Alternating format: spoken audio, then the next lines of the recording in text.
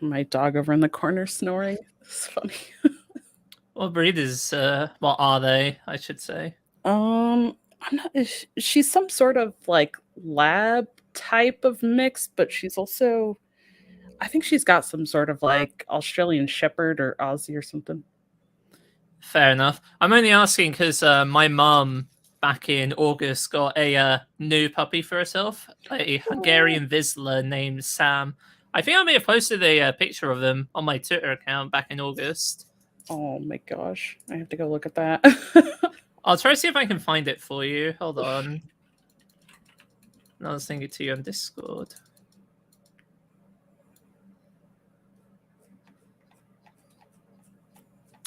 So I know, yeah, here we are. All right. Because yeah, my folks live in the Highlands of Scotland, so Oh my it's gosh! very useful for getting nice mountainous shots. And Oh, there was actually a beach like not terribly far from us. It was only about, I think, like 45 minutes like drive to get there. oh wow! Adorable, gorgeous dog. Yeah, he absolutely loves Mum. I don't know if he'll recognize me the next time he sees me because it would have been nearly 5 months. But Oh wow! Yeah, adorable. Oh, okay. Cool. Well, it does look like everything is good on YouTube's end.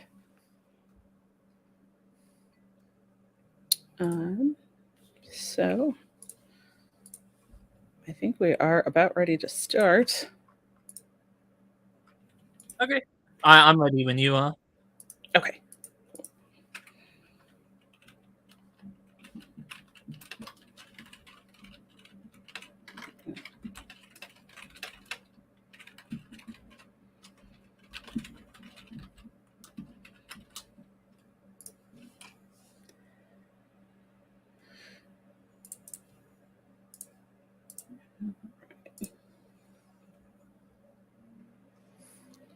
Make sure I post that we're going live. Usually I make the like announcement post the day of, but since we were doing it at this earlier time, I wanted to make our Twitter post earlier.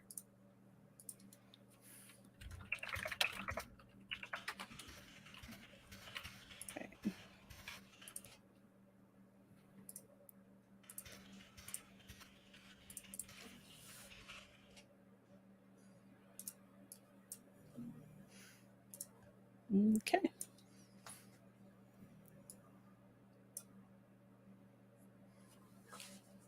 All right. Welcome to episode 7 of the TCCG Roundtable. We're your hosts, dragonrider, and Itachi is actually not here this week. Unfortunately, had some work issues, but we do have a wonderful guest that is joining me regardless. So, welcome, Paraducks. How you doing? I'm doing great, Dragonrider. It is a pleasure to be here. For those of you who have not seen my content, I am, as the wonderful host has said, I am Paraducks. I am a competitive Hearthstone player, caster, and data analyst from the UK. I've competed in over 10 different Masters tours. I'm a 2-time UK national champion. As of Wednesday, a 2-time UK uni national champion as well. So I definitely have a lot of competitive experience in Hearthstone. I've been playing this game since around a couple of months after its release in 2014, and I've loved almost every second of it. Almost. I mean, there's been some metas that have not been good, but most of the time it's been a good time. That is totally fair. Well, yes, that was a little bit of a quick intro, but yeah, can you tell us a little bit more about yourself? Like, do you do other games besides Hearthstone? How did you get into card games? Right. Okay. That's a bit of a longer story. So I'd say the story probably starts back around September 2007, where I was in high school, first year for the first time. I'm using American vocabulary. That's how you know we've been fully subsumed. But yeah, I was in high school for the first year, and my best friend at the time had come back to me, regaling me with a tale about a competitive Yu-Gi-Oh tournament he went to in London at the time, and I was like, "Oh, that's kind of cool. Maybe I can get into something like that." And he directed me to a card shop in town called Lingard's. Like this is this is like ages and ages ago. So I come into the shop, I learned how to play Yu-Gi-Oh. I play that for about 3 years. I don't really travel much outside of my hometown in Colchester much. And then right at the tail end of 2009, sadly, my collection got stolen twice. So by that point, like after the second time, I decided to cut my losses, and I was like, yeah, I'm not committed into Yu-Gi-Oh anymore if this is going to keep happening. So I looked into an alternative avenue, and it turned out at the tail end of 2010, I found the Pokemon TCG for the first time, and I was like, oh, this game is kind of interesting, Everyone loves Pokemon. They've even got a new game out today with questionable graphics quality that I haven't gotten yet. Might get around to it at some point. But yeah. So I get into that game for a bit. I watched the YouTube posts of the day, going over how to get into the game back then. Because yeah, it's important to remember, right? In 2010, there's no Twitter, there's no Twitch, there's nothing. It's like the way you got into the game was just like going into these physical tournaments. So there was one event in March 2011 that was essentially a regional level event taking place in London. And I went there with 4 friends. And at the time, Pokemon still has this interesting system where, like, in Hearthstone, for example, right, it's like such a big deal that Gabby, who's like a 16-year-old, wins the Masters Tour, right?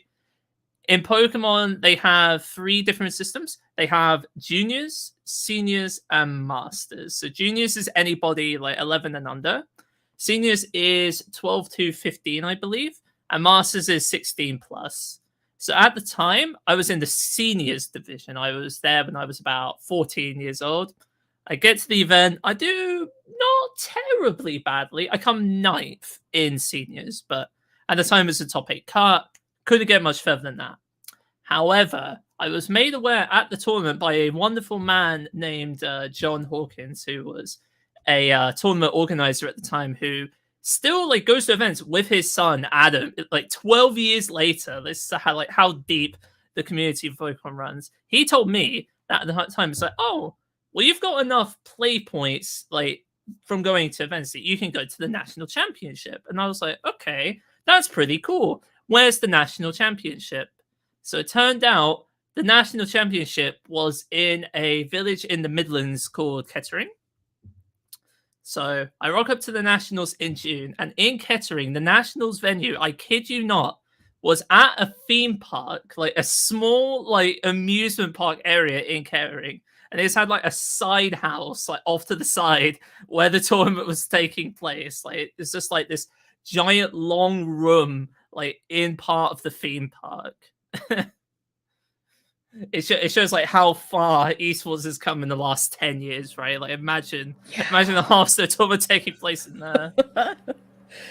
That's when I was a kid and I first started learning card games, I remember I played this is definitely going to age myself a lot, but the very original, and I looked it up the other day, in 1996, 97 time frame. Yeah, I was 7, 8 years old playing Pokemon TCG, and yeah, it was very similar though. We played on the tile floor inside a Toys R Us. They sectioned off a little, a little area inside of Toys R Us, and that's where we would go once a week to play and stuff. To play the game, wow. Yeah. Nah, we're both old. It's fine. Yeah.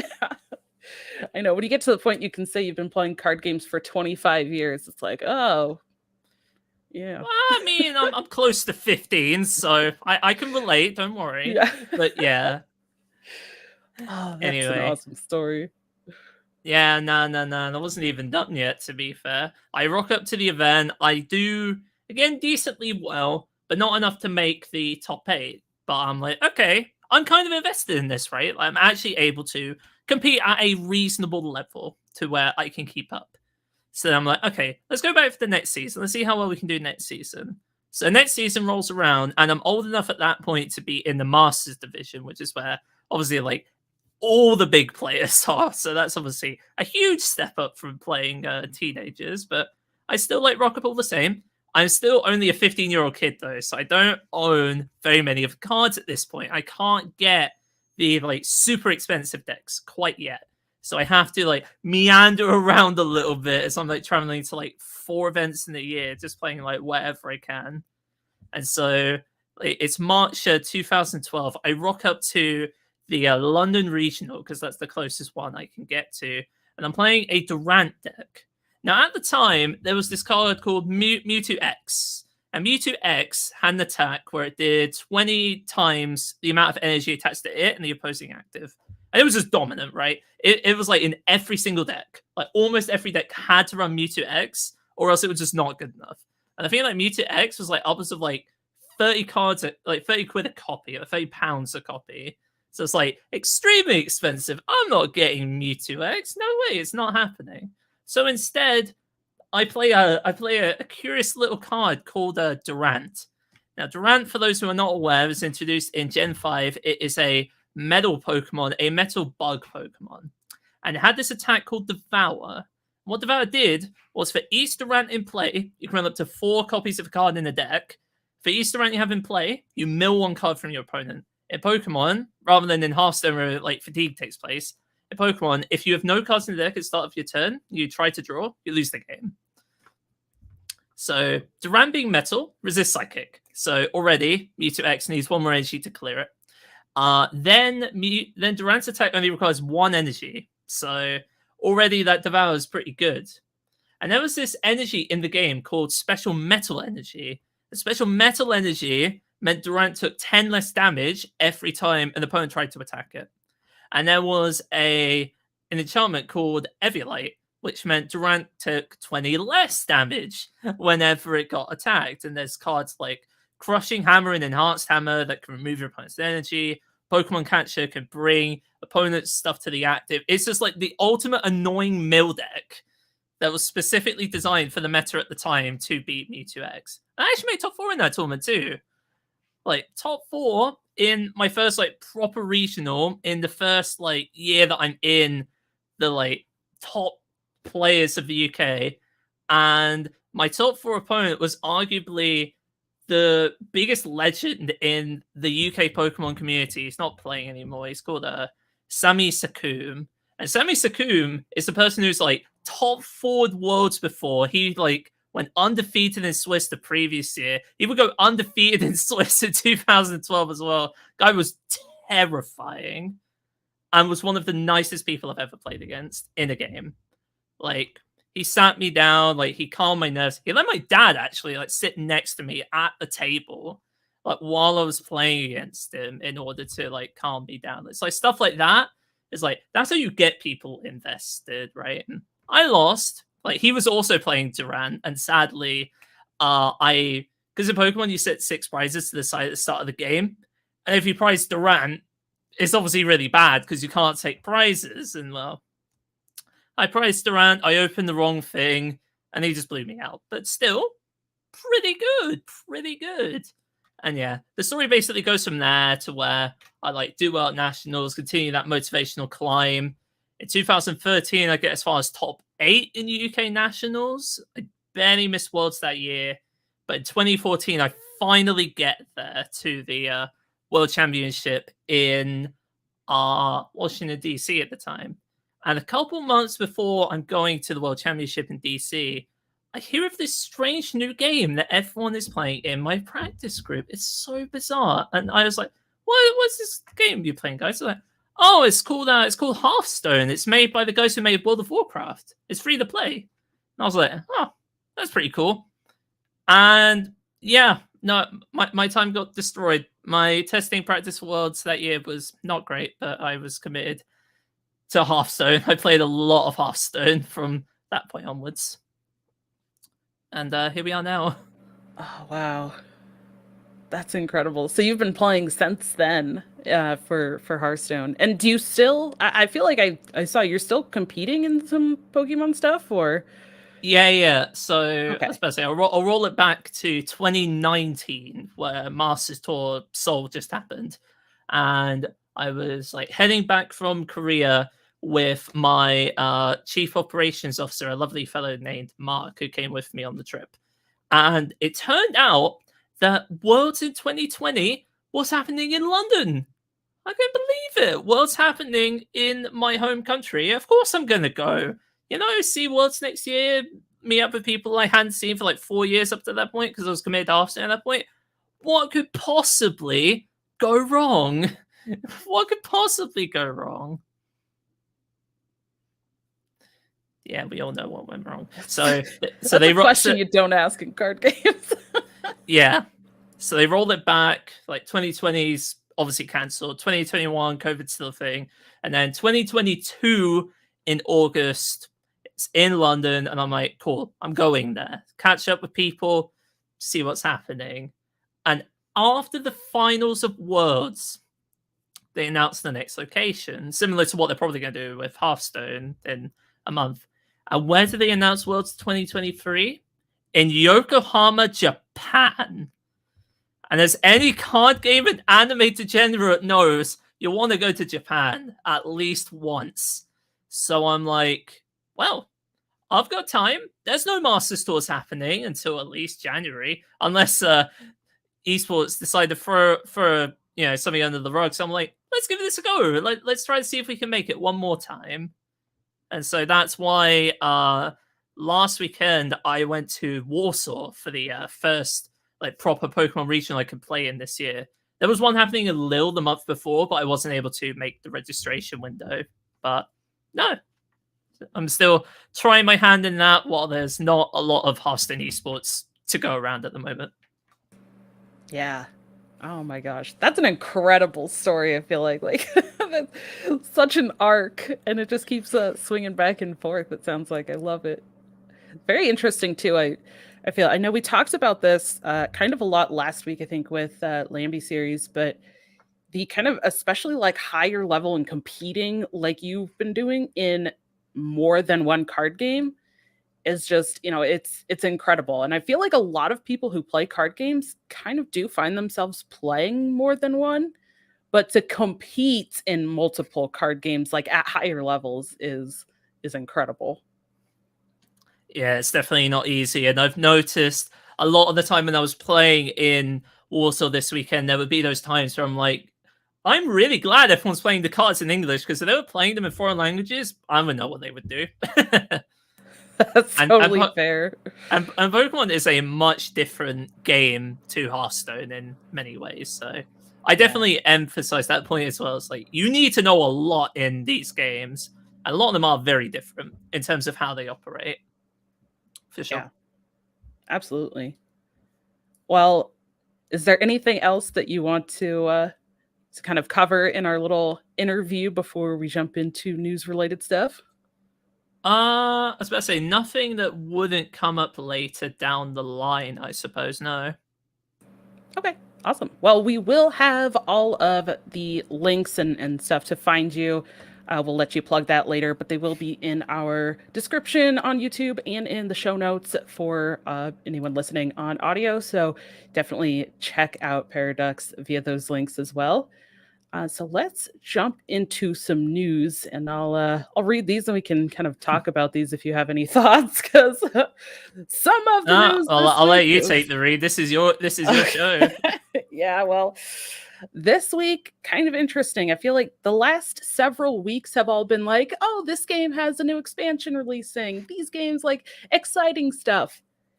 This week, I don't know. It feels a little weird. So let's talk about some of this news stuff. The first thing I have here is in a press release that came out on Wednesday, November 16th, Blizzard Entertainment announced that it will be suspending most Blizzard game services in mainland China due to the expiration of their current licensing agreements with NetEase. That is expiring on January 23rd of 2023. So very soon, like about 2 months away from expiring.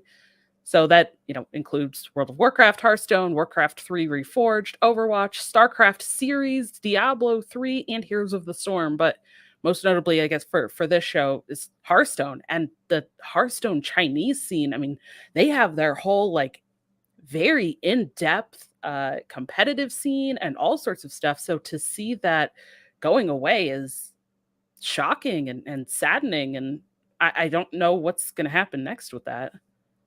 Yeah, no, it's definitely not a good sign to be at. A point of order, by the way, that's interesting to me is that Diablo Immortal will still be supported in China because I believe that that one is being hosted by a different like company than NetEase. But yeah, Yeah.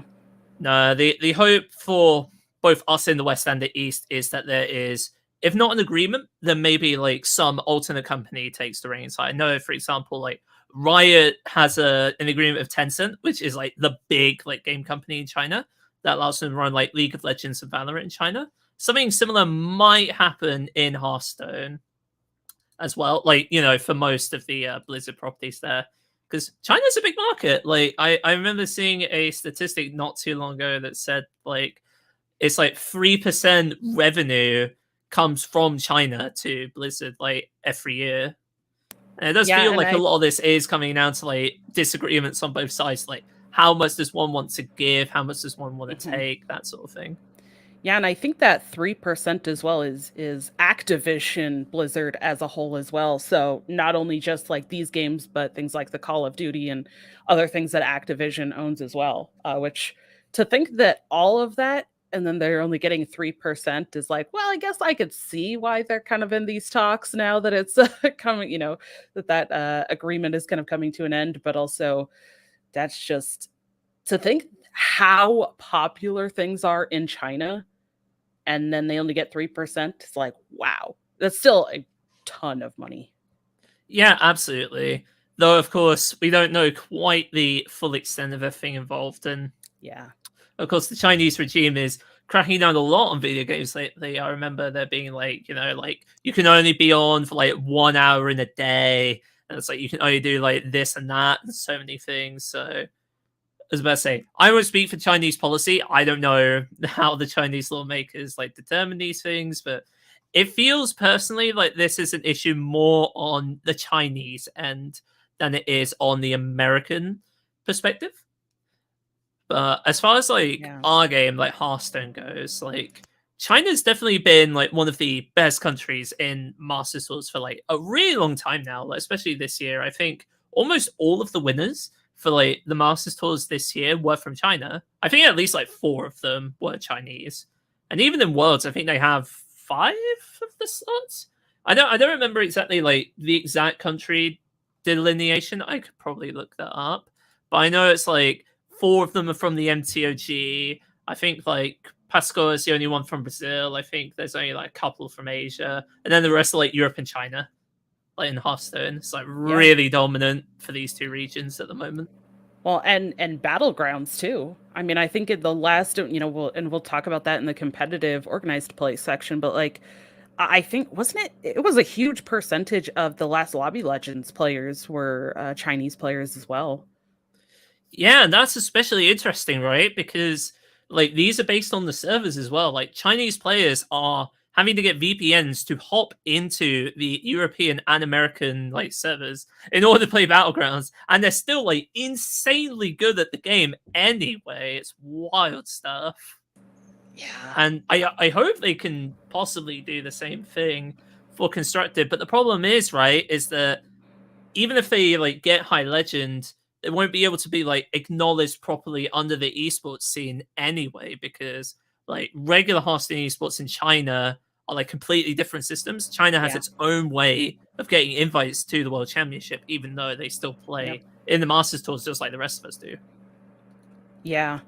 Which, on that note, I will say too, I feel like in terms of some of the really big like LAN type events and events for Hearthstone that we've seen, like the Immaculate Stages and all that stuff, they have all been Chinese tournaments. Like they throw the most amazing looking events. And I'm like, I really want to see more of that. But this sounds like it, like you said, unless something else comes along and picks that up. But I mean, just in terms of the players finding this out, I really feel for a lot of those players who are deeply involved in the scene. And then all of a sudden they hear this.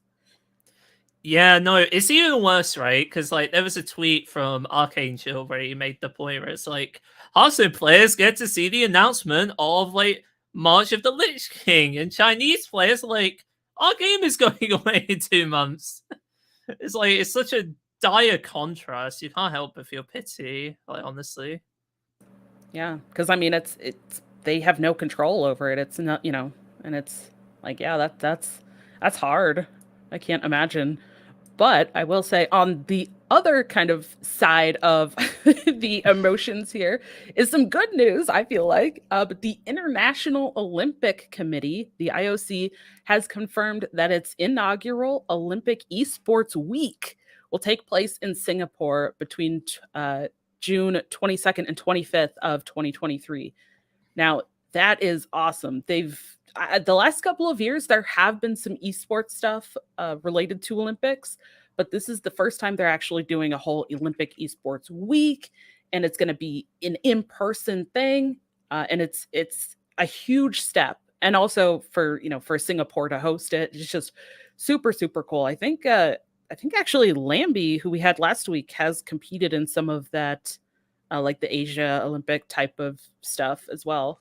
So just really cool to see that that is being like so officially recognized by like the Olympic Committee, and really showcasing that esports is becoming a bit more mainstream. Yeah, no, it's absolutely a good step in the right direction. The individual I mentioned earlier, a fellow by the name of Mark Weller, he was actually the esports team manager for Team England when they were in Singapore last year, like for like part of. I don't think it was like the same thing, but it was like pretty similar. And like even like earlier, like even in that same vein, he was like the England like team leader for the Commonwealth Games, and now like he's moved on from my organization to be the head like the team manager at like Mercedes Formula One, right? Like that is like a massive step up for him. So I'm really happy to see like other like governments like really like jump the bandwagon, like give stories like this a chance to grow. Because if it wasn't for Mark and Vex Gaming, like I definitely wouldn't be in the position I am right now in relation to esports. Like heck, the headset I'm wearing right now is from Vex Gaming at vex.gg on Twitter. So yeah, definitely very thankful to Mark and of course Vex Gaming for sure. Yeah. And hopefully the things like this will allow more teams to do things and more players to be part of the scene, like, and have advantages like you've had, because that's just incredible. But I mean, I wanted to mention this International Olympic Committee thing for esports, because we have seen Hearthstone as a card game be part of that the last couple of years. So I mean, I think that's, again, for card games and stuff, if that continues, we might see more card games added to that. But just in general, like, or if Hearthstone stays in that, that's a huge step. So incredible. Yeah, yeah, it would definitely be a good step in the right direction for sure. But there's obviously some unfortunate shadows hanging over that, right? Like viewership for not just Hearthstone, but card games in general on Twitch has been down to one of its lowest points. Like it's averaging now 30K viewers on Twitch, which is like that's fine. That's still like top 25 like viewership on Twitch, but it's still like remember like 2018, right? Like Hearthstone used to have like consistently like 30K viewers like every time like a dream hack was on, or like a reveal stream consistently having that 100K viewers.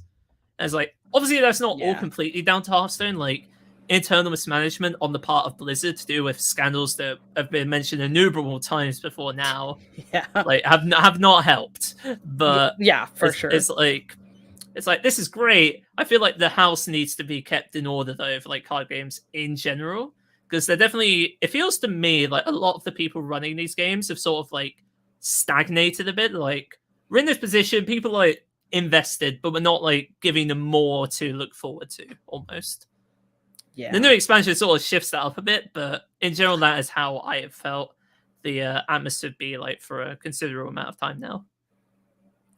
Yeah, we're gonna get your thoughts more on that because you brought up our great topic for this week, which I'm excited. And I think that specifically we'll probably end up diving a little bit deeper into during that. Um, but this one, I definitely wanted to get your thoughts. I don't know if you've tried this or not, but the Pokemon TCG Live just launched into open beta this week on Wednesday, November 16th, PC and mobile. There is a note that players with PTCGO accounts, so the previous online accounts, can migrate their account over to the new system.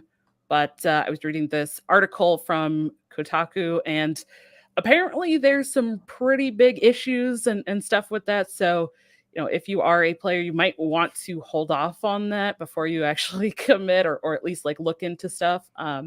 So I just want to say my thing here, and then I want you to dive into this because you've been Okay. playing Pokemon. But so I mentioned earlier, I have not played a Pokemon card game, the Pokemon card game, in 25 years. I played it initially in like the Gen 1, maybe start of Gen 2 stuff, and then I have not touched it since. I have played a lot of online games now, like Hearthstone and a lot of the other digital games. So I wanted to try this out. So I launched it up, and in terms of the actual like client itself and jumping in, having no previous collection or anything like that, I was pretty impressed with it. Was like, cool, this is a way for me to play the Pokemon card game where I haven't been able to before. And I haven't gotten into physical card games in like almost a decade. So, I was like, cool, I can actually try Pokemon, and it seemed cool. And I was like, all right, this seems fun. And then I was reading this Kotaku article. I was like, oh no, what what is happening with this? Maybe I just didn't, maybe I had some like rose-colored glasses on or something while I was trying this. But I'm really curious to see like what you think of this. Have you tried this TCG live thing or looked into it at all? Right, this will be a long one, so you'll have to apologize for this. I have not.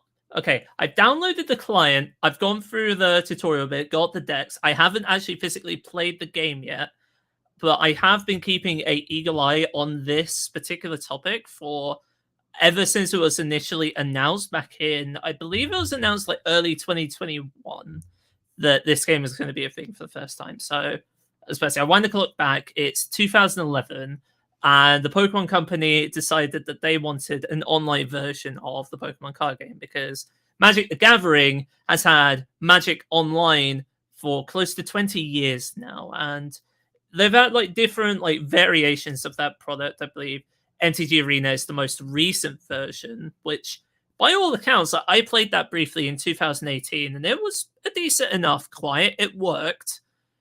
PTCGO up until very recently was a very buggy like product because like what you have to remember in Hearthstone is that a lot of the things Hearthstone did in 2014 were revolutionary for its time. Like in PCCGO, instead of crafting anything you wanted out of dust of cards you didn't need, you had to trade for them. And so you would put your cards onto the online marketplace, and then the third party marketing would decide what the value is on certain cards. And in order to get cards in the game at the time in 2011, you had to open physical packs, get a code card, download the code into the game to then get pack codes in the game to then open the packs to get the cards in the game, which you're not guaranteed to get. Or you can trade pack codes, like you can trade digital packs for the rare cards. And as I'm sure you can imagine, that system very, very quickly leads way to extortion in a big way. Yeah. So it's like that's obviously a big one. TCGO and to an extent TCG Live, from what I've heard, are also riddled with like bugs, like lots and lots of bugs. Like, ever since the TCG like beta went out, a big consensus from the Pokemon player base has been, why are there so many bugs? Why are you getting us to beta test your game? And crucially, why are there no competitive card game players in the design team? Because in TCG Live, you can't like scroll through your collection.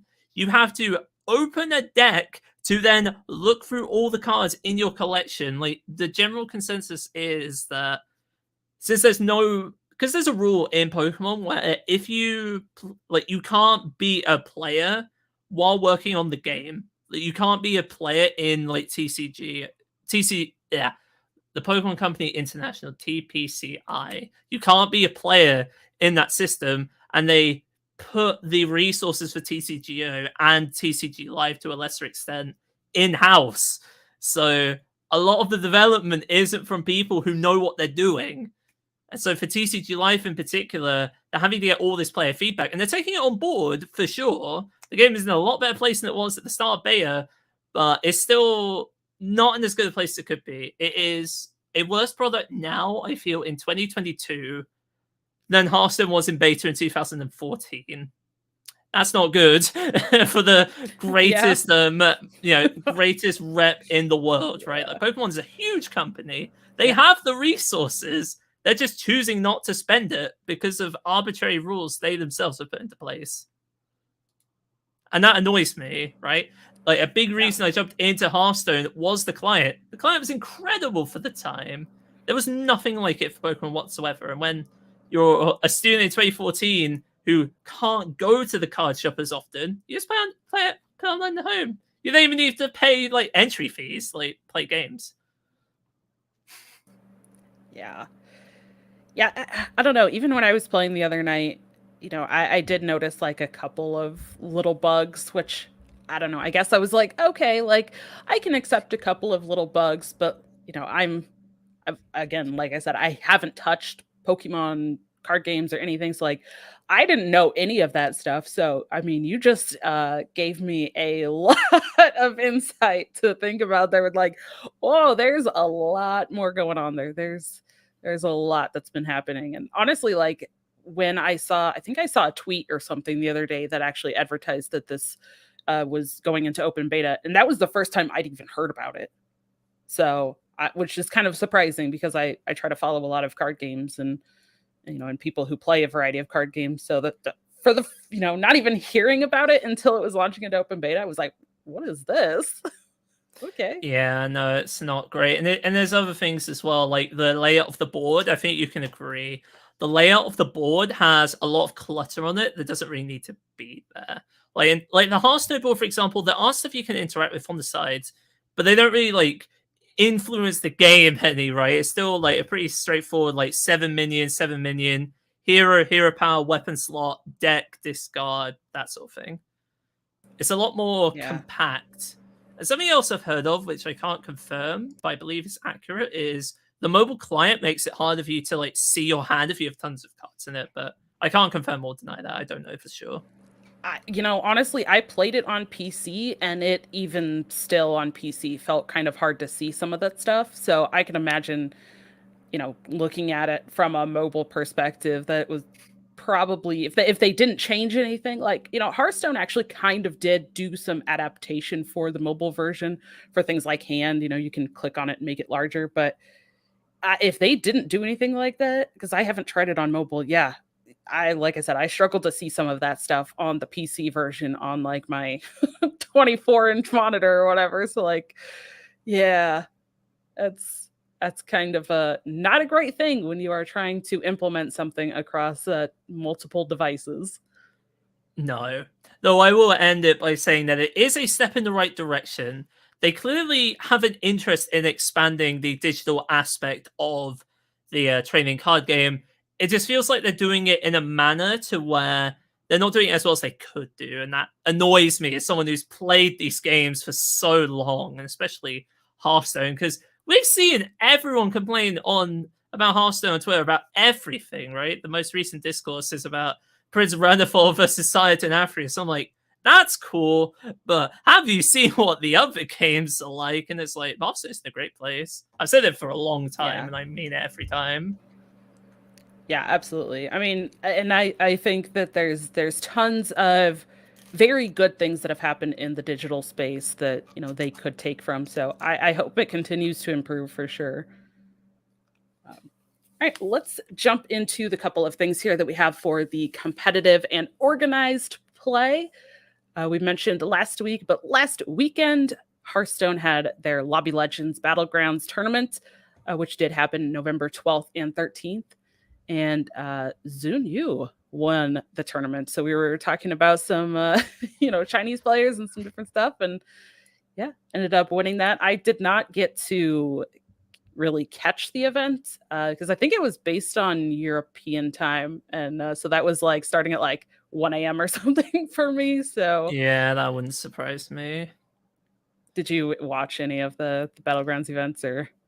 So last weekend I was in Warsaw for a Pokemon tournament. So sadly I was not able to watch it. We'll get to some of my thoughts on that a little bit later on in the pod, but yeah, I wasn't able to watch very much of that event, sadly. From what I heard, it was pretty fun. Like Battlegrounds is it's gone with a lot of like use in terms of viewership, but like Battlegrounds also has a little bit of a problem in terms of retention, right? Like people play Battlegrounds a lot. It's just a casual, it's all like that Rick and Morty me, it's like jump in, jump out, 20-minute Battleground adventure. It's not something you think of when you're thinking like, oh yeah, I'm gonna go build my competitive Battleground comp, get 7 other people. Let's go. That's so true. I haven't thought about it that way, but that's hilarious. Like there was a event at DreamHack Summer, I believe, in 2000. I believe it was this year. If it was not this year, it was last year. Where instead of like a Hearthstone did they have the Battlegrounds tournament? Yeah. I think the attendance was only double-digit player numbers. Like I think it was like only like 60 or so people. Pretty much all of them were Swedish. There were like no foreigners whatsoever at the tournament. I wonder. Is that the one that like Tice was running? Or was that something else? No, that was the one that DreamHack was running. I don't know about the numbers for the Tice one at TwitchCon. That was one that DreamHack was running at DreamHack Summer. Yeah. Oh, I didn't know that the attendance was that small. It's really it wasn't good. Yeah. I know there was here in the US earlier, well I guess it was in the summer here, but it was like the beginning of June, DreamHack Dallas, and there was only 6 people signed up for it. Wasn't Battlegrounds, it was the standard, but there were 6 people that signed up to play the Hearthstone tournament there. It was really rough. Yeah. It's just it's like there's not as much depth to Battlegrounds as I think the Battlegrounds aficionados like to claim there is, because oftentimes like what happens in Battlegrounds is it's really reliant on like the hero you roll at the start of the game, the quests you get, and then like whatever your first, I feel like 4 shots are like the big parts of the game, as well as like if you're running like Elemental Cop, for example, and you don't hit like Little Rag or Nomi, for example, it's like so hard to snowball unless your quest world compensates for it. Yeah. Absolutely.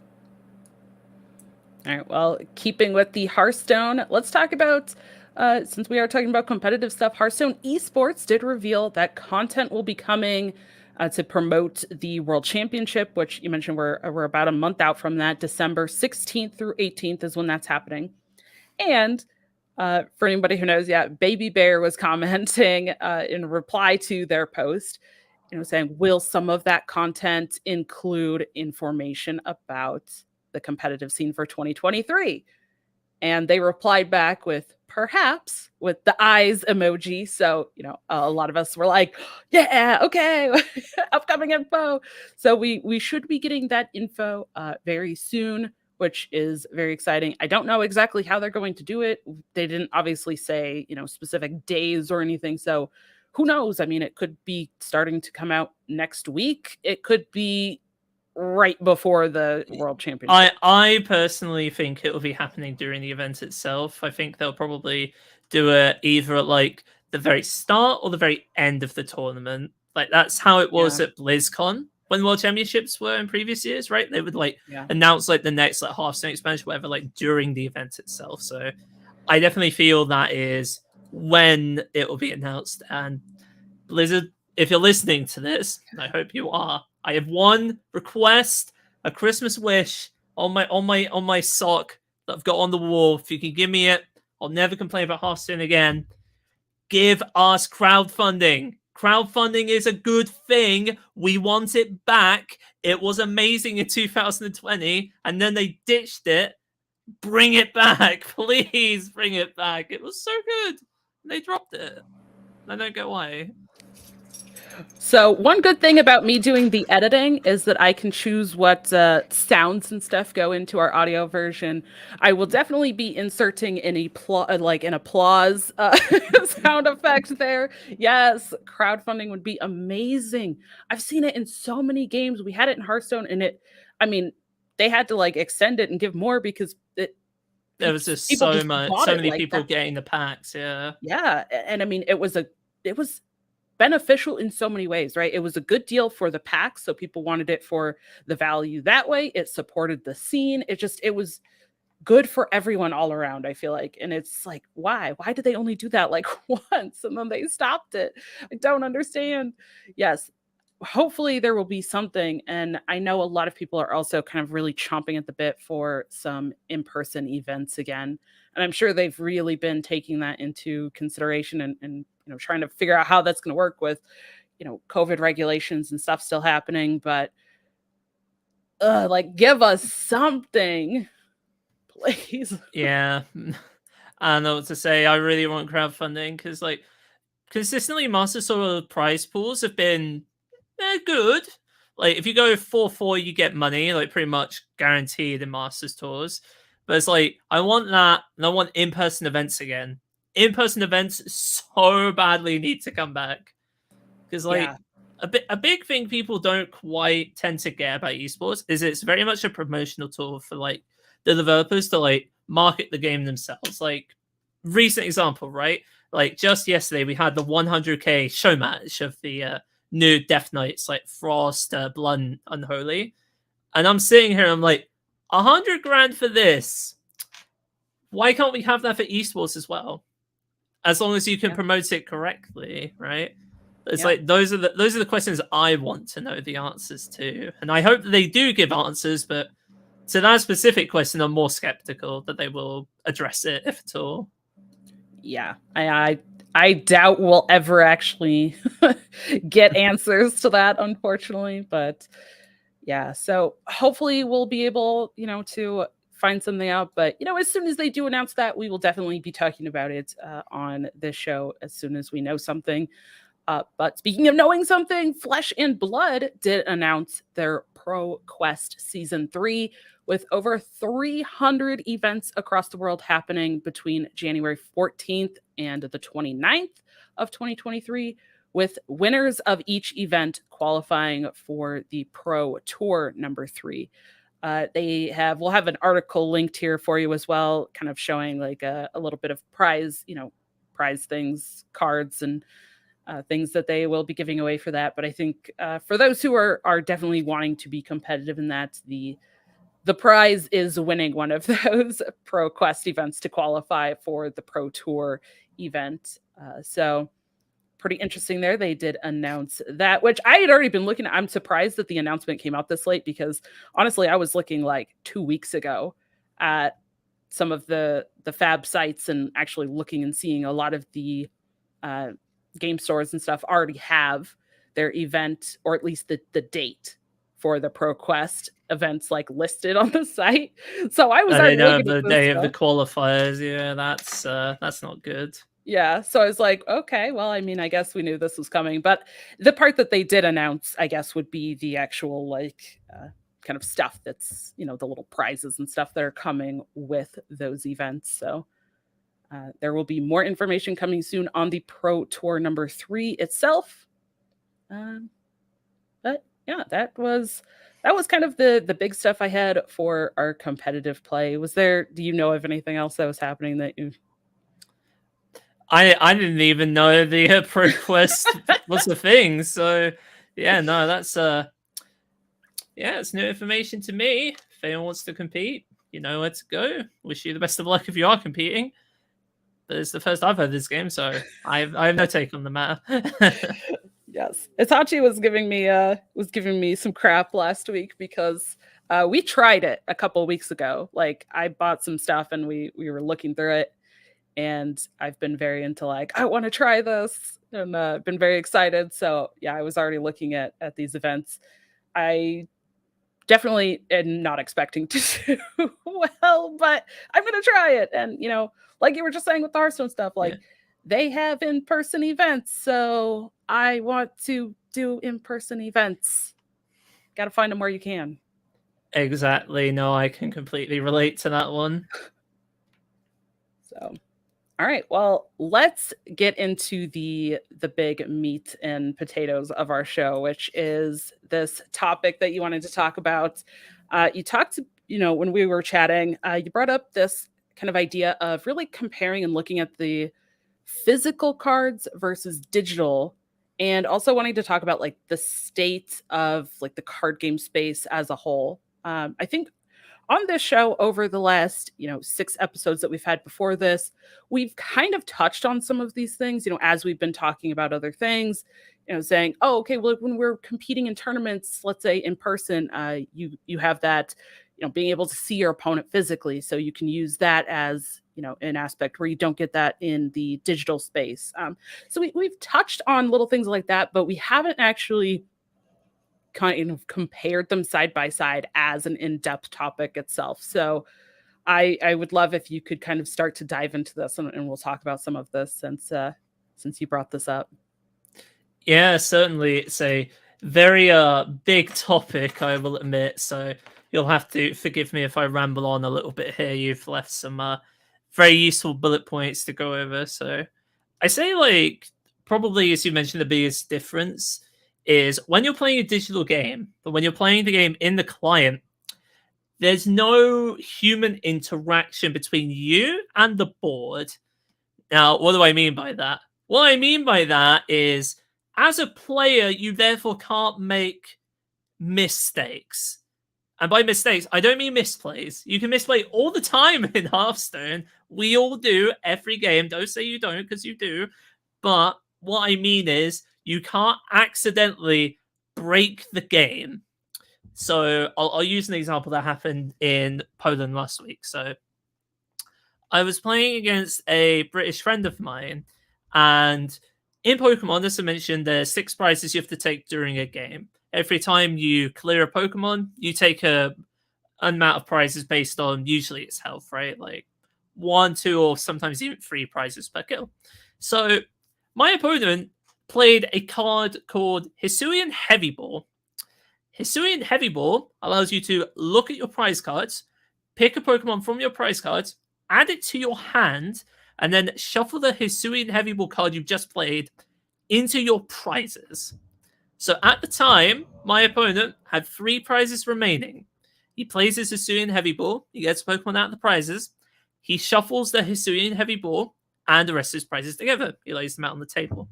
He plays a couple of cards later, and we find out he has now 4 prizes on the table.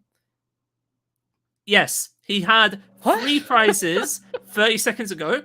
He now has 4 prizes on the table. That is obviously no good. So we had to call the judge over to try to figure out what the heck happened. And after about literally like 7 minutes of the judge like going to the head judge, I was just trying to figure out what the heck happened, like what card was originally in his hand. You just had to give my opponent a game loss because we couldn't recover the game state. And if you can't recover the game state, the game's broken and it doesn't work anymore. You can't do that in Hearthstone. Oh my gosh. Yeah, things like that are actually something that like for myself, I'm a little bit scared to kind of go back to physical games after so long of playing digital games where the digital games keep track of your health for you. In games like Hearthstone, where the minions and the things on board retain damage that they've taken, you don't have to track that yourself with tokens or dice or anything like that. You don't have to be aware of actions, and things that you need to keep track of like you do in a physical game. And there's so many more things that you have to keep track of, I think, in physical card games than you do in digital card games, because they do it all for you. And for people who don't pay very close attention and who aren't very, very careful when they are playing physical games, it's easy to do stuff like that. And then there's also like the bad side of that where, people with physical games can take advantage of it, right? Kind of Yeah. they can stack their deck, they can do other things even though they kind of make it look like it. And you can't really do those things in digital games. So it creates this kind of interesting interactions of like, where are you wanting to lean in terms of that interaction with players, but you also have to consider the actual interactions and things of the physical part of the game too. Yeah. And it's why like in-person lands for Hearthstone are not usually as guilty of this, because obviously like again it's like all you're doing is to bring your laptop and you're sitting against the person playing the game. You don't have to worry about breaking the game, but you can still like there's still that like in-person aspect to it. But yeah, like there's other things as well. Like another one in Pokemon is there's a limited amount of time per round. So like in Hearthstone, for example, we all remember like Elysiana Control Warrior Mirrors at Masters Tours, right? Like 2-hour games each round, right? Obviously, in the physical game, that is no good. You can't do that because otherwise the game will go on forever. So what they do in Pokemon is they say it's best of 3. But obviously, you only play one deck, but it's 50 minutes per round. So now normally you'd think, that's not too bad. 15 minutes per game. I remember Pokemon. Yeah, in some games of Pokemon, it can take up to 20 minutes to complete a game. And if you're going to 3 games, you won't have enough time. So oftentimes in Pokemon, it's either like you concede super early when it looks like it's not a win, or sometimes when you're ahead in game 1, you try to like drag it out a bit in order to, if not win, then like secure a tie, because a tie is at least like 1 match point over a loss, which is 0, and a win, which is 3. In order to get to the second day of the tournament, you have to get a certain amount of like match points. I believe in Warsaw it was like 19 or 20. And you have to play like 9 rounds of Swiss all in one day, then 5 rounds on the second, and then top 8 after that. So it is a grind. It's like the Masters Tour qualifiers evolved in person. Yeah. I know Itachi was talking about that in one of the past episodes as well, because it's very similar in a lot of the other card games. He was talking about Yu-Gi-Oh! Specifically because that's his background. And, it's like you said, I mean, there's 8, 9, sometimes 10 rounds of Swiss in some of those, he was talking about like the stamina aspect of like the physical card games where, digital, I feel like, when we mentioned this in one of the other episodes, like digital card games are almost shifting to like faster and faster games. I mean, now Marvel Snap came out, like 6-minute average games, very, very fast games. And, with physical, like, yeah, you don't really have that same kind of concept. And that's why they kind of had to put those round timers in. I mean, I know Magic's been doing that for forever, 25 years. I remember playing on timed rounds, like I said, when I was 12 years old. So been a long time since those have been implementing those round timers. And it's kind of interesting too, because do you feel like players opt for physical or not physical based on things like that, like the time commitments? Because if you can't go to, first of all, if you can't travel to an event, and then you can't commit to a full day like that or a full weekend, it kind of does turn some people off to even playing those games. I think it's a matter of disposition, right? Like, I'll use the prime example I can think of, which is Meaty. Meaty, as we know, of course, is a pretty big streamer at this point, but has historically hated going to lands. He just wouldn't do it. He would not do it. Like, I think the only time he like properly traveled out for one was when it was in the Netherlands, which is like an hour's flight from the UK, and even then he didn't want to go, and has made it pretty clear that he thinks that Hearthstone is perfectly fine being played purely online. I personally disagree, because I feel that Hearthstone Esports to survive has to return to that route of being appealing to the average viewer, right? Like, for example, do you really remember the last couple of years of Worlds that well? Like when the players are in the bedrooms? I don't.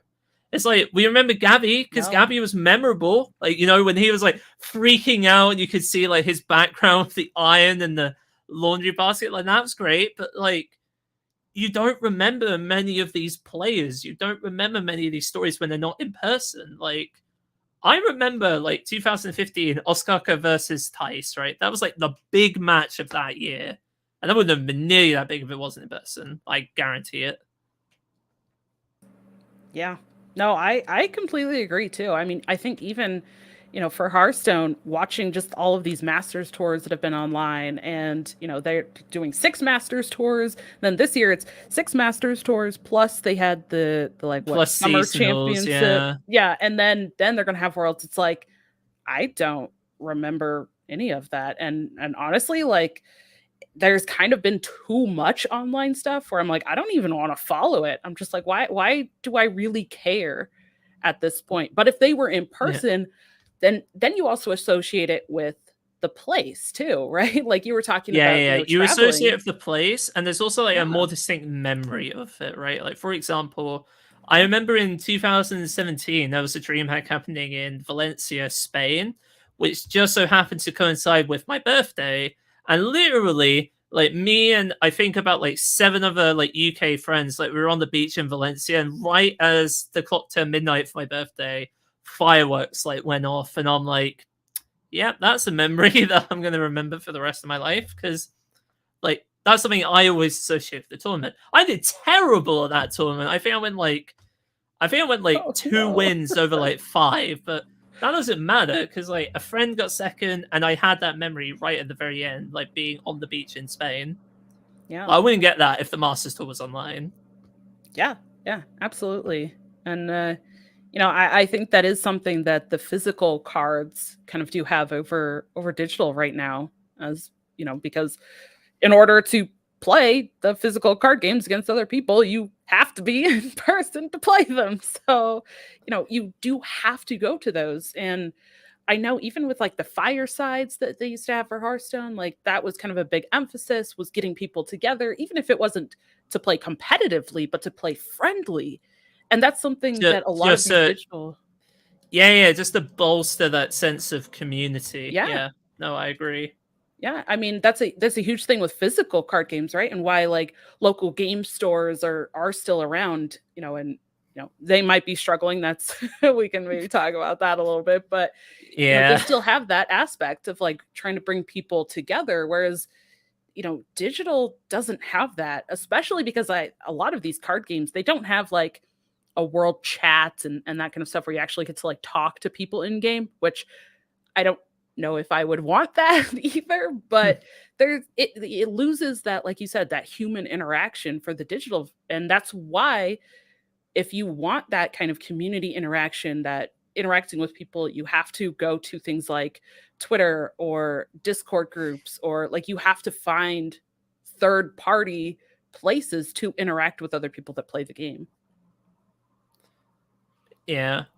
As I say, unfortunately, since the establishment of COVID, that's why a bunch of us, I don't remember the exact like opening group. I think it was like at least like 10 of us formed the Meister Tourney open group, the MTOG, back in like at the start of COVID times, just to like get that sense of community, get people like together to figure out like optimal Master Tour lineups and such. And the group since then has grown significantly. And I'll just do a count now. It's it's like 29 people in total, and we have a quarter of the spots at the World Championship, right? So it's like that I feel is like the one thing I can mark on the COVID time as being an objective good. It's like getting the group together, getting these groups of like really good people together just to have fun and talk. And there's this one video that I believe is on, if it's not on 300's Twitter, it's on Wire's Twitter, where at the Max LAN in 2021, where obviously that was like the first like proper LAN for Hearthstone again since COVID. That was back in October. There's this video going around of I think it's about like 9 or 10 of them at the time, just going like Mr. Turney open group, Mr. Turney open group, just like doing that as like a song recital. It's like things like that you just do not get online at all. Yeah. It's so important for story building.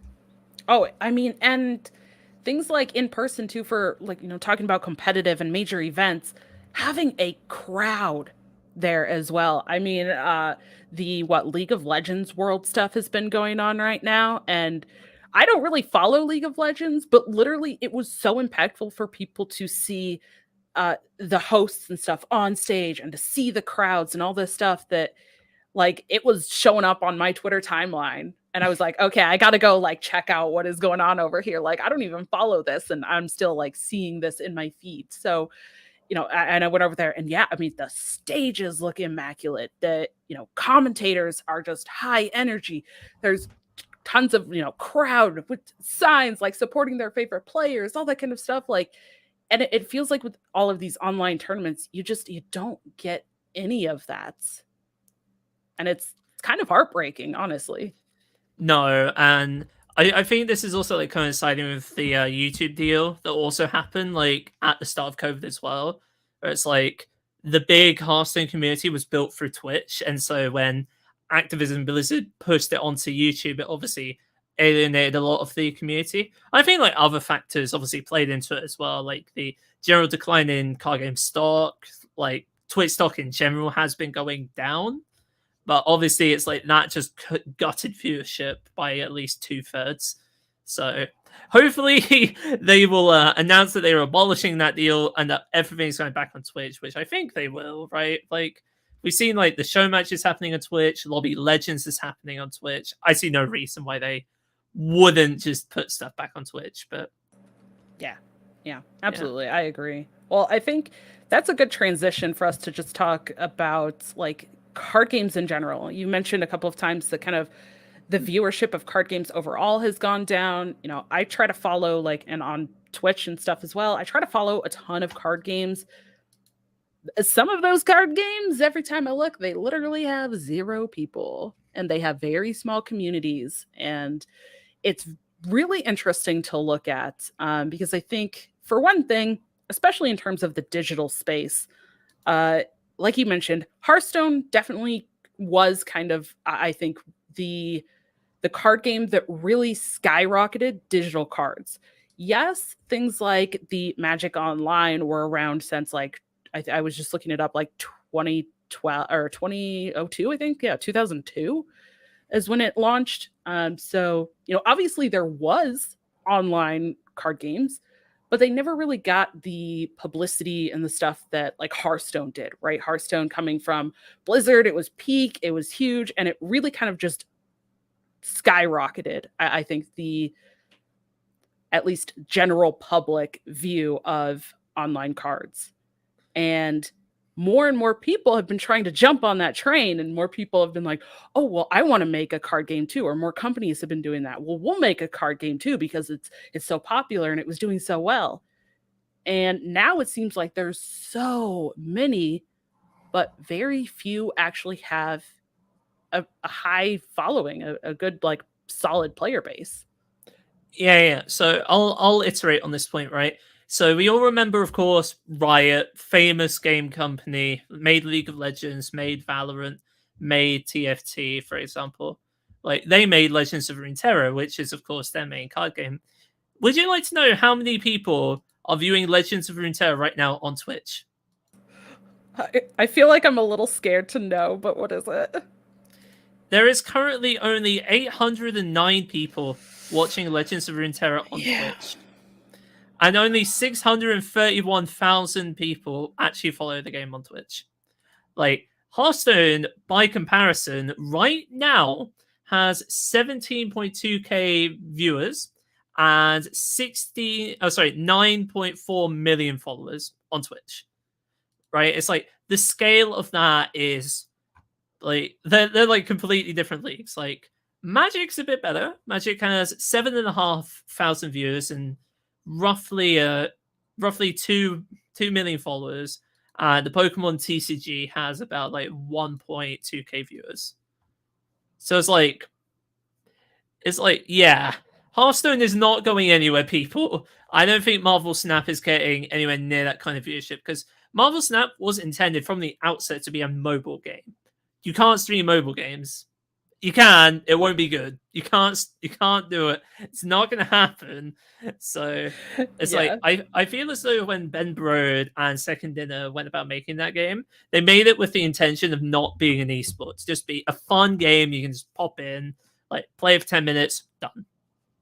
Which is fine. Like it's fine. It's just like what are you looking for when you're getting into this space? Because I think Riot was trying to build an esport and they failed. Don't tell Dan I've said that though. He won't like that. And it's so tough because I think there's some games who have tried the opposite of they make it intending for it to never actually have competitive stuff and it fails too. And it's like, where is the balance? Because I honestly do think a lot of it, especially with card games, like you have to have some sort of competitive aspect because some people just they want the competitive stuff. They don't want to just play a game for fun. And if they are, there's other games that are a lot cheaper to be involved in. And a lot simpler. Yeah, it's a very hard balance to draw because Yeah. like we all remember the real elephant in the room, right? Artifact. Remember Yeah. Artifact and how well that did? Yeah, no. That is like I think the moment Artifact failed, I think that was the watershed moment for a lot of these like outside companies where like if Richard Garfield can't put lightning in a bottle twice in a row, no one can. Right? Yeah. Well, is there anything else? I mean, I kind of touched on it and we didn't really talk about it, but like the cost. I feel like this is another thing that's huge for card games specifically, and especially recently. And what I want to mention one thing, but the cost for companies and the cost for players specifically. There's definitely been a lot of chatter, I would say, over the last like 2 years, even obviously before then, but the increasing cost to actually keep up and play card games. With a lot of these card games releasing multiple expansions per year, you have to go buy the new cards in order to even keep up or be competitive or even want to play that cool deck that you saw your favorite streamer or you saw somebody else play and you're like, I want that cool card. And there's no way to get singles in a lot of these digital games. You have to just bust open packs to try to find that specific card or open a bunch of packs so you have enough dust to craft that one specific card. And it's just seeming like a lot of things are getting very expensive and a lot of games are now leaning into cosmetic expenses and things like battle passes or like monthly or every couple of month like pass type things that adds up very, very quickly, especially if you do play multiple card games. Like it's increasing. And I think that contributing is also a factor why we're seeing a little bit less engagement in card games.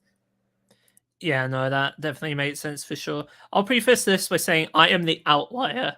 I am the whale. I am the person who has spent too much time and is very much in the sunk cost fallacy. But like for Hearthstone, for example, for me, I currently play on Europe and Asia, right?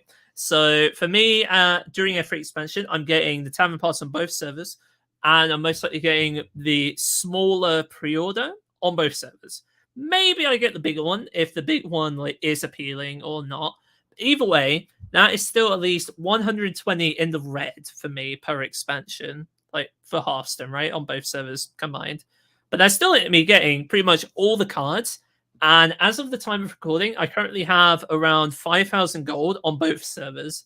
So the Tavern Pass in particular, I think is fine for me. It pays for myself. I get everything I need and it reimburses me.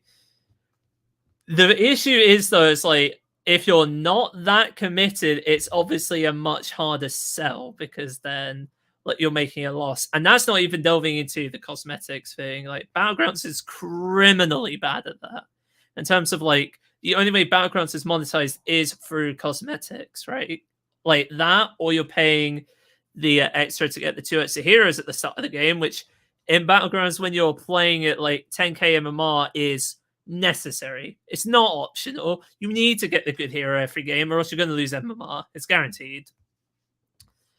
But as far as like other physical games are concerned, I'll use Pokemon for an example, because after being in London and deciding I wanted to go for Japan, I was like, okay, let's go get some cards. So currently, I believe in order for me to have access to all of the cards that I need to properly like compete in the game, to have like multiple decks available, because obviously once it's released, certain decks obviously won't be as viable, so best to get cards ahead of time. I believe I'm at least 250 in the red currently, just to get all the cards I need to compete. And then going to events as well, because in Pokemon, you have to fly out to the regionals. You don't do that in Hearthstone at the moment. You might do if lands come back next year, but for right now, you don't. For me to go to Warsaw, it cost me, I don't know the exact number. Oh, yeah, I'll use the Germany one. I'm going to Germany next month. I'll use that one as an example. To go to Germany next month, it's going to cost me around a tenner in training fares to get to the airport in Manchester, and I live really close to Manchester. It's going to cost me £171 on the flight to get to and from Stuttgart, where the event is, and it cost me £140 to put myself in a hotel for the weekend, right? So in order for me, and the entry fee as well is €55, right? So I'm nearly £400 in the red just to play a regional tournament. I'm happy to pay that cost because I think I'll get a good like value out of it, right? I'm like playing the game, seeing people, possibly going to some tourist attractions, but for any ordinary competitor paying that much money, no, that's not happening. Absolutely not. Like Hearthstone for me is honestly a net positive, right? Like this week alone, I got like $125 like dollars just from doing Hearthstone related stuff. So I'm happy to play Hearthstone since it gives me money, but otherwise, trying to play 2 card games at once, oh boy, that's a big ask. Yeah, and we don't have to dive in depth on this, but I was thinking about that in terms of like kind of trying to make back the cost, is that some of these card games either don't have a great like value that you get back from playing tournaments, which, I think unless you're at like the highest levels playing in Masters tours and doing really well, like you mentioned, I mean, right now only the top half of players at a Masters tour even get money. Yeah. So if you're not at that level, you're not really making anything. And we've also seen just in society in general, but this shift towards players trying to actually make money from doing things like content and stuff instead, because that's how they kind of make up for it. And, I can tell you from someone who does full-time content stuff, it is a lot of work. And you don't even always get the reward for that, the views and all that stuff. And you have to build up to a point where you're actually getting money from that as well. So it's like you're sinking all this money in, and then you really have to compete at very high levels and do well there, or do something else to actually get that money back if you're playing competitively. Of course, if you're doing these for fun, it's like, okay, like whatever.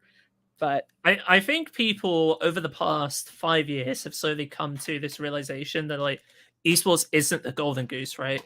You're not going to get money from playing every single esports tournament. You have to, I feel like when you're in a competitive mindset, you have to accept that. Whereas like you're not playing for the money, you're playing for the experience and the chance of just doing well. It's like the big aspiration I have why I'm still in esports is to get like one final like big achievement to my name, like because the main achievement everyone knows me for is winning the UK National Championship in Hearthstone in 2018. Now, that's nice.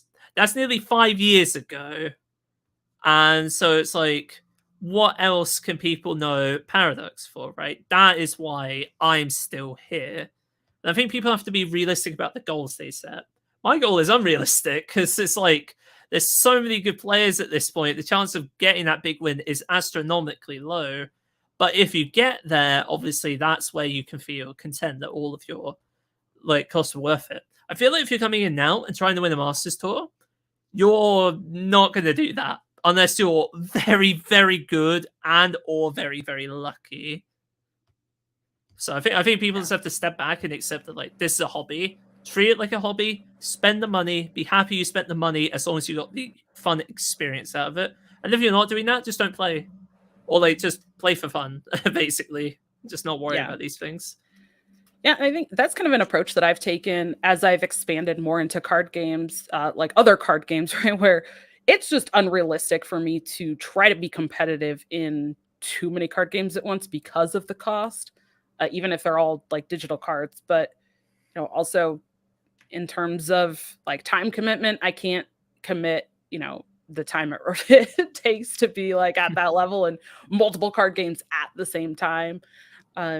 So a lot of those other card games, it's like I just kind of dabble in it, or I kind of take them more casually. Like I enjoy them, and maybe I will log into Legends of Runeterra every now and then and play through some of the solo player like story stuff. And cool, and I love that, and that's fun, and I love that is something like I have access to do something like that. I don't have to lean on physical cards and going somewhere to be able to play card games. But yeah, in terms of like the cost and looking at being competitive versus like just having fun and enjoying, like there's totally different approaches to those. Yeah, exactly. And I think that's why also we're seeing like slowly the amount of like consistent streamers on Twitch like dip a bit. Where it's like now it's like the properly committed people to Hearthstone are the ones streaming on Twitch rather than like the Forsons of old, right? Just stream for memes. Like Forson came back to Hearthstone not too long ago, but I don't believe he was there for that long. But it was still a nice viewership boost, at least for a while. Yeah. All right. Well, anything else that you want to cover and make sure that we talk about in this main topic?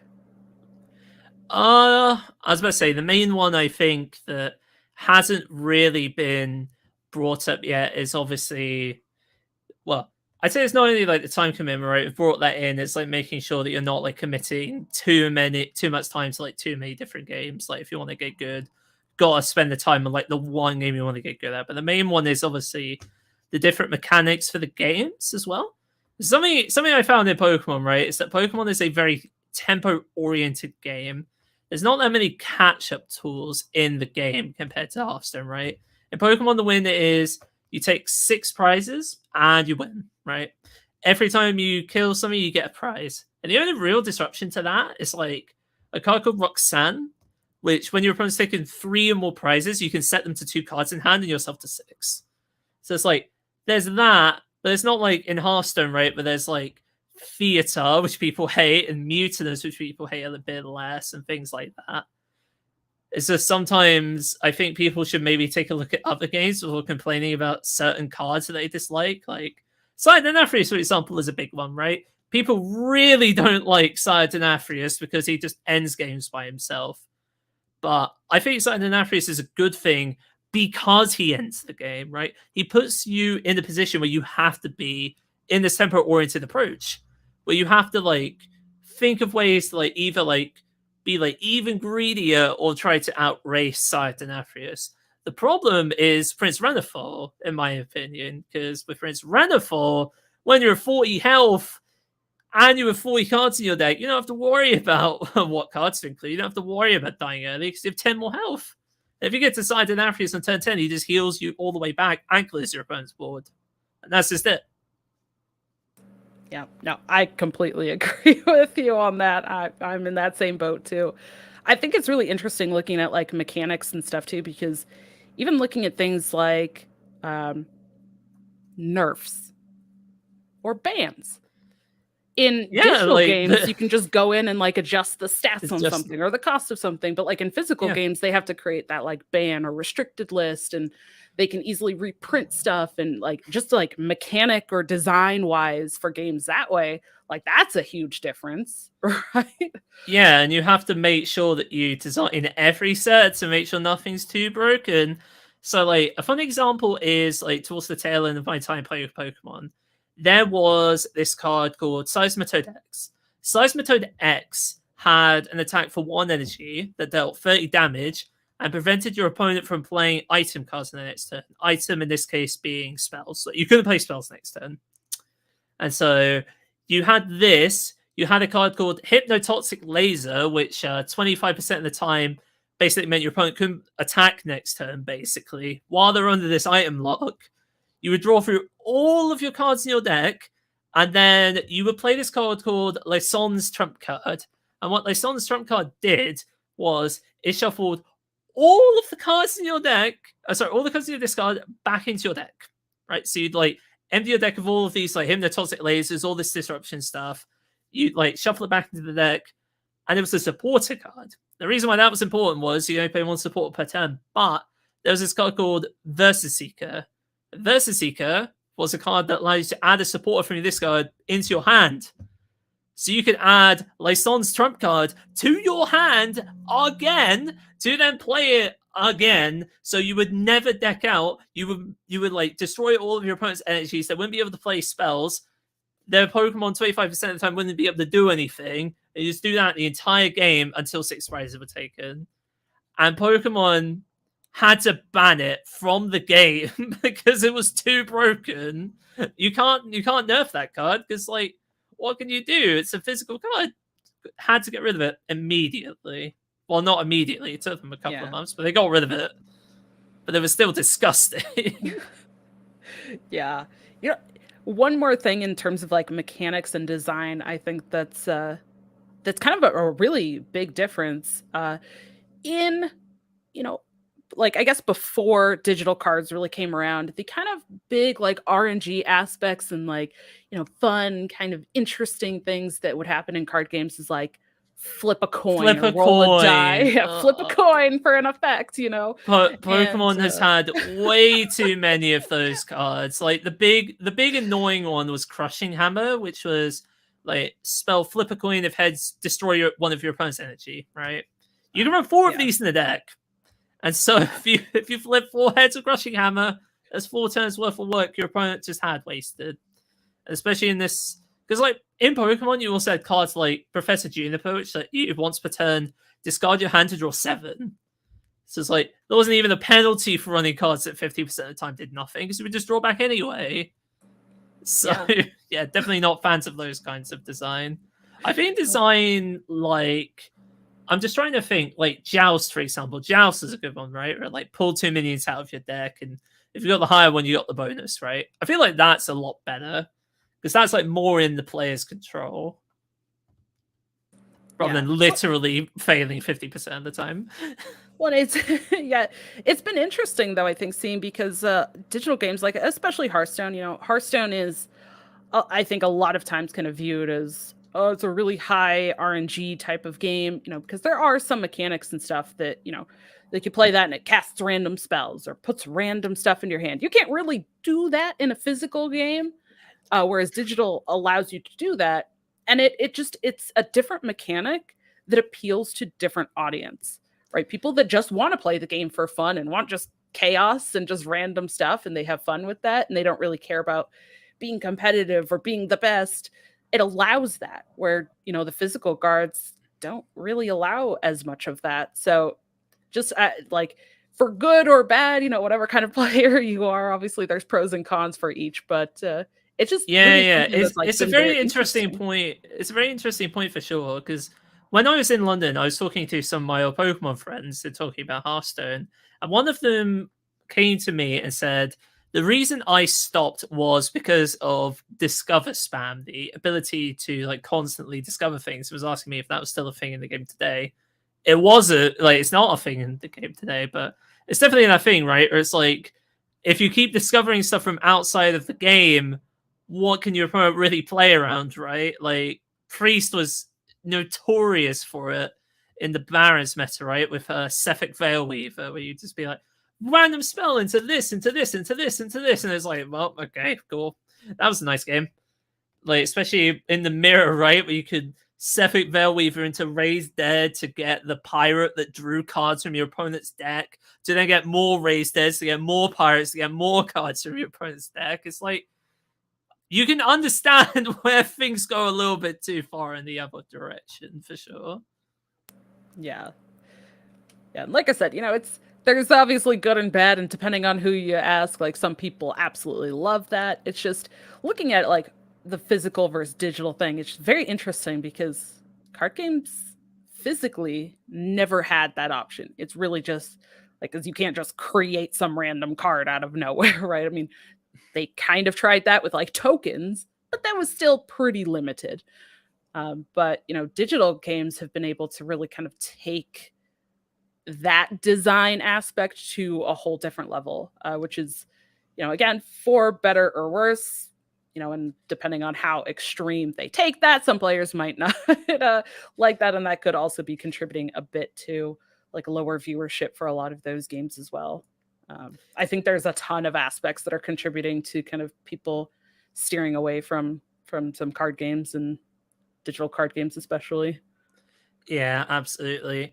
I guess like the end question would be like, where do you view the future of the card game space? Do you think it's going to go like mostly digital with like a few physical things left over, or like do you think the digital is like more of a like passing thing, right? Where it's like people have been playing Magic the Gathering for 30 years and they're just going to keep playing Magic the Gathering in person because that's all they've known.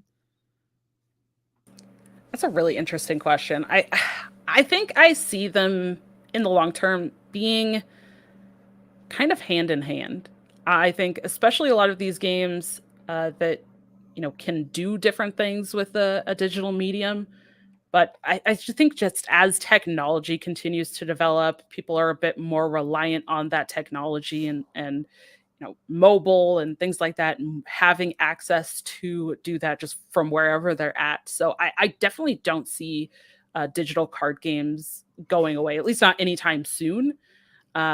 The how popular they are and how like high level competition they stay, that might be a little bit different. But in terms of like them just existing and people playing them, I definitely see them being around for a long time. In both aspects, I think the kind of same thing goes for card games, where or like the physical card games, where people want to have that physical thing. People like having the physical cards to touch and to physically open those packs and feel like they actually own it. That's something that a lot of people have kind of been upset with digital mediums, is that they feel like they spend all that money and they don't like actually have anything to show for it, right? They don't own that necessarily. So I definitely think that there's some different aspects to that. I don't know if either of them are going to go away, but I think they definitely will change from what we see now. Yeah, that's fair. I'm in the different camp of like, 'cause there's always this like myth, right, where it's like when you don't want the physical cards anymore, you can obviously sell them off. It's like whether that's true is dependent on like the format itself, right? Like if you have, say, I don't know, like Pokemon cards from 25 years ago, they're unplayable in today's meta. You're only getting them to collectors, and sometimes the collector's like, "Oh, sorry, your card's just in terrible condition. I don't want it." And then you're like, "Well, my money was spent. Now I can't do anything with it." So, in that sense, whether it's digital or physical, they have the same end value. At least in Hearthstone, you can dust cards that rotate out and not worry about it until they throw a curveball at you and introduce past sets in the format again. Yeah, that's fair. All right, are you ready for some lightning round questions? Yeah, go for it. What you All got? right. Yeah, so these are just like gut reaction questions. So just like whatever comes to your mind first here. Usually Itachi and I switch off, but obviously since he's not here, I will just run through these. All right. If you were a card from any of the card games that you've played, which one would you be? Okay, this one's easy. Give me a second. So back in 2016, like at the tail end of my Pokemon career, I went to the UK National Championship one last time because it was happening in Liverpool. And I was like, it's not too far from me, and I'll just bring a deck. So at the time, there was these Pokemon that had an attack called Night March. Now, Night March was an attack for one energy that did more damage based on the amount of Night March Pokemon in your discard pile. So you could do like obviously like 150 plus damage with just a single Night March attack. It was by far the most popular deck of the time. Now, I didn't want to play Night March because, come on, you're using Joltik and Pumpkaboo to attack. Those Pokemon are lame. No one wants to use those Pokemon to attack. So instead, I used good old Zoroark here, yummy Zoroark, who had an attack that dealt more damage based on like the amount of Pokemon on the board.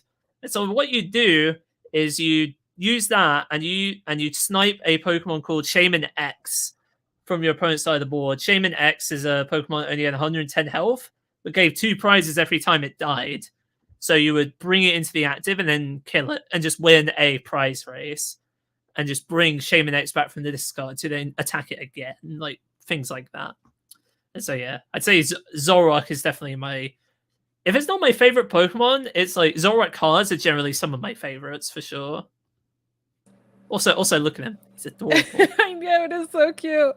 If you're listening to the audio version, there is an adorable plushie on the screen right now. Yeah, Pokemon makes some amazing plushies. I won't lie. I'll show you another one. Hold on. Because at Worlds, they give you a new Pikachu every year. Oh my gosh. So at London, they gave you the pure British Pikachu. Look at that. It's adorable. Oh my, it's adorable. Look at the little hat. I love it. Yeah. Oh my gosh, that is so cute. Yeah, they had another one like this for Rose Raid as well, but I like this Pikachu. He's cute. Oh, I'm putting back now. All right.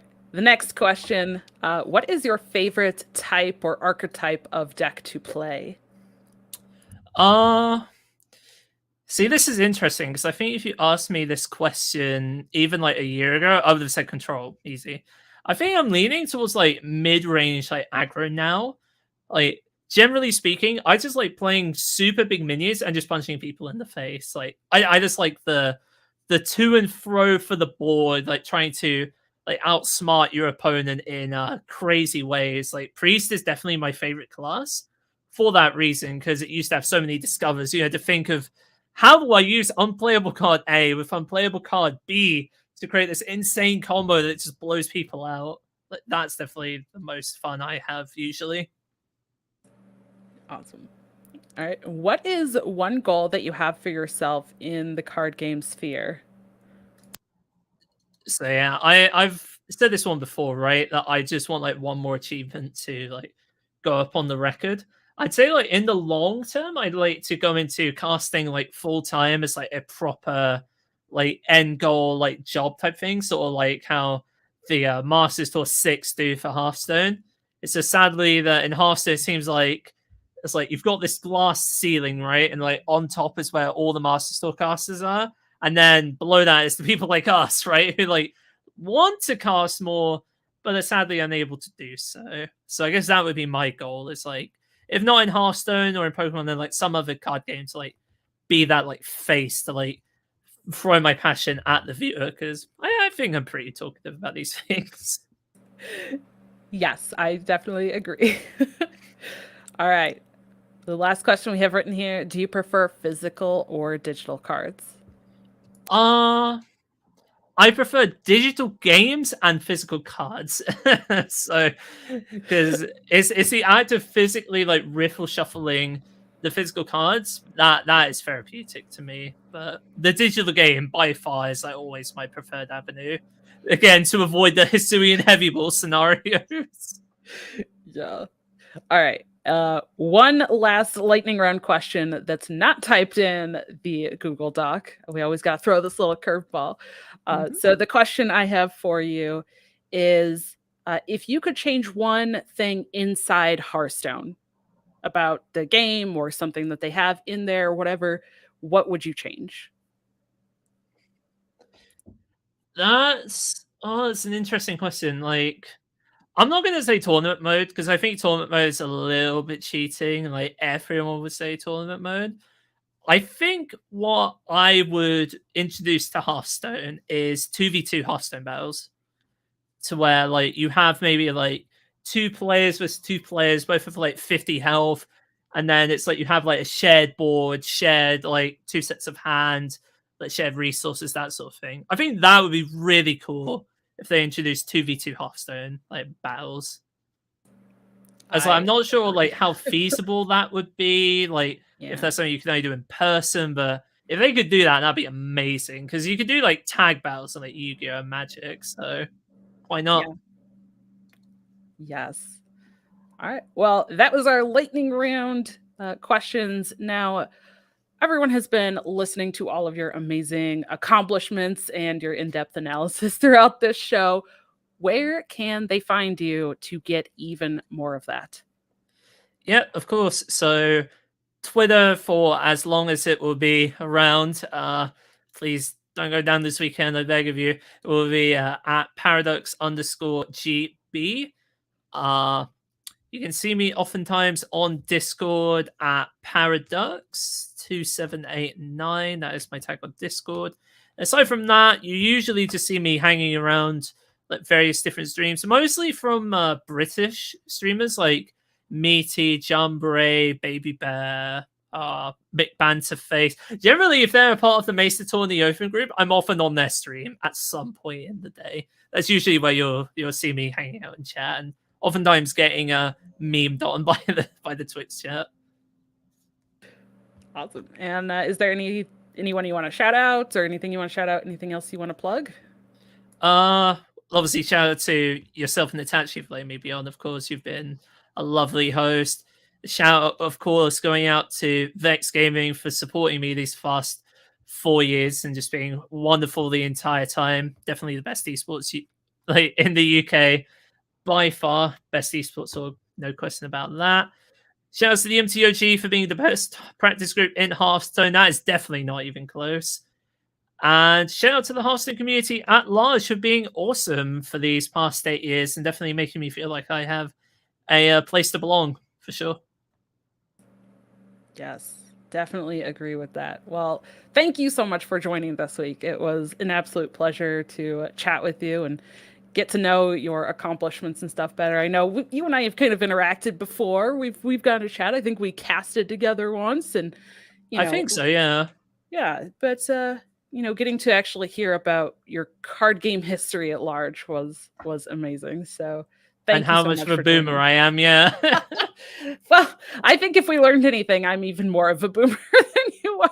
So Yeah. we're in it. Here we are.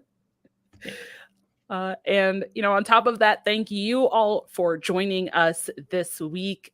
Before I give our plugs, if you've made it this far, thank you so much. But I do want to also mention next week, it is the Thanksgiving holiday in the United States. So Itachi and I will be kind of pre-recording something for you all. So we won't be live next week, but we still will be putting out an episode.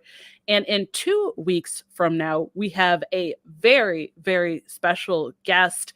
I don't know if Itachi will like if I officially announce that, but he's been chatting with them, but a world champion, recent world champion of one of the card games. So super excited to have them on. So definitely hope that you all tune in for that.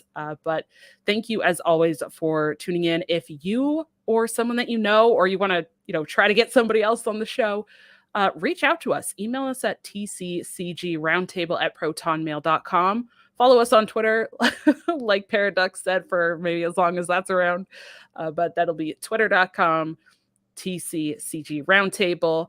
That top pinned tweet will have the link to our Discord, as well as in the YouTube description and our show notes. And if you are interested in checking out the video version of this, you can find it on my personal YouTube dragonrider TCCG. And obviously everywhere that you can find podcasts if you want to check that out as well. And you can find Itachi and I individually in a lot of those places as well. But thank you all so much for tuning in this week, and we will see you at the roundtable. Take care, everybody.